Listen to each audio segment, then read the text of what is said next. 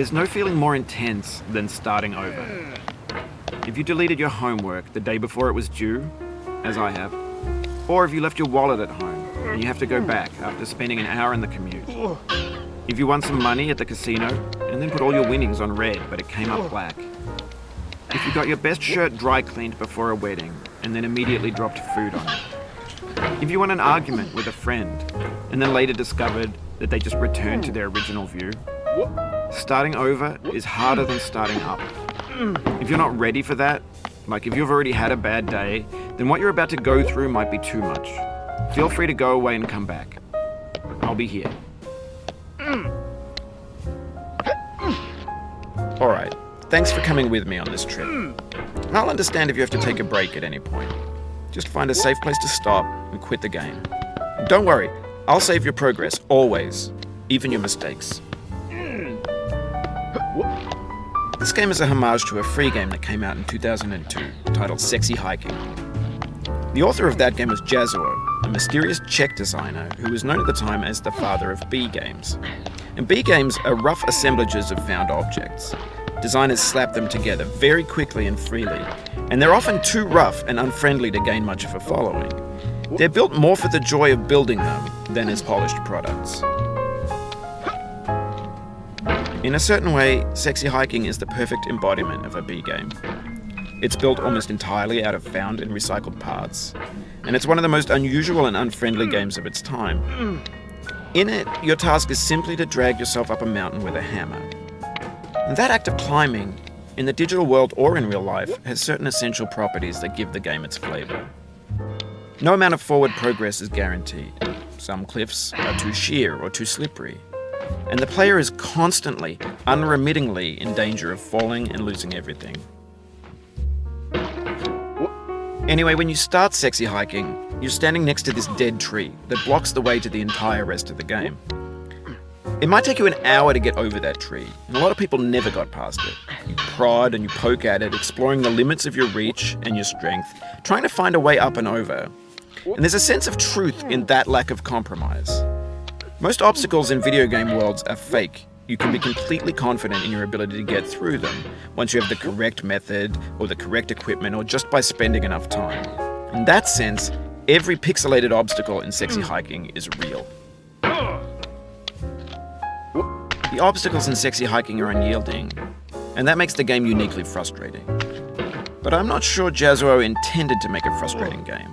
The frustration is just essential to the act of climbing, and it's authentic to the process of building a game about climbing. A funny thing happened to me as I was building this mountain. I'd have an idea for a new obstacle, and I'd build it, test it, and it would usually turn out to be unreasonably hard. But I couldn't bring myself to make it easier. It already felt like my inability to get past the new obstacle was my fault as a player rather than as a builder. Imaginary mountains build themselves from our efforts to climb them, and it's our repeated attempts to reach the summit that turns those mountains into something real. When you're building a video game world, you're building with ideas, and that can be like working with quickset cement. You mold your ideas into a certain shape that can be played with, and in the process of playing with them, they begin to harden and set until they're immutable, like rock. And at that point, you can't change the world. Not without breaking it into pieces and starting fresh with new ideas. For years now, people have been predicting that games would soon be made out of prefabricated objects, bought in a store and assembled into a world. And for the most part, that hasn't happened, because the objects in the stores are trash. I don't mean they look bad or that they're badly made, although a lot of them are. I mean they're trash in the way that food becomes trash as soon as you put it in the sink. Things are made to be consumed and used in a certain context, and once the moment is gone, they transform into garbage. In the context of technology, those moments pass by in seconds. Over time, we've poured more and more refuse into this vast digital landfill that we call the internet.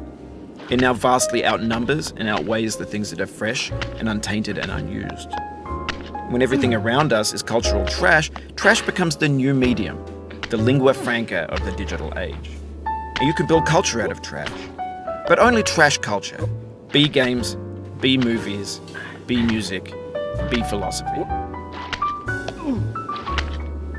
Maybe this is what digital culture is. A monstrous mountain of trash, the ash heap of creativity's fountain. A landfill with everything we ever thought of in it. Grand, infinite, and unsorted. There's 3D models of breakfast, Gen X's fanfic novels, Scan magazines, green screen Shia LaBeouf, banned stuff scenes on LiveLeak. Facebook's got lifelike bots with unbranded adverts and candid shots of Kanye and Taylor Swift mashups, car crash epic failed GIFs, Russian dashcam vids, discussions of McRibs, discarded, forgotten, unrecycled, muddled, rotten, untitled. Everything's fresh for about 6 seconds, until some newer thing beckons, and we hit refresh. And there's years of persevering, disappearing into the pile, out of style, out of sight. In this context, it's tempting to make friendly content that's gentle, that lets you churn through it but not earn it. Why make something demanding if it just gets piled up in the landfill, filed in with the bland things? When games were new, they wanted a lot from you. Daunting you, taunting you, resetting and delaying you. Players played stoically. Now everyone's turned off by that.